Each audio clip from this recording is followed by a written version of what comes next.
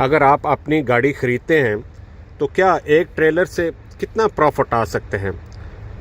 आज की इस वीडियो में कुछ पॉइंट आपके नॉलेज में लाएंगे ताकि आप लोगों को फ़ैसला करने में आसानी रहे।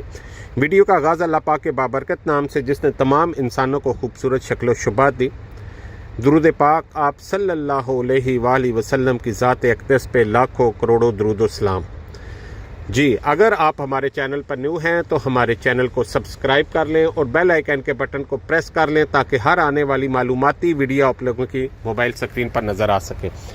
जी, इससे पहले भी काफ़ी हमारी वीडियो हैं इस एल्बम में मौजूद हैं जो मुख्तलिफ़ हवाले से मुख्तलिफ़ पॉइंट आपके नॉलेज में लाए हैं, लेकिन कुछ मज़ीद पॉइंट आपके नॉलेज में ले आते हैं कि अगर आप ट्रक ख़रीदते हैं ट्रेलर, और वो भी ट्रेलर आप इंस्टॉलमेंट पे ख़रीदते हैं, ठीक है, फिर उसके बाद आपका जो बैक साइड वाला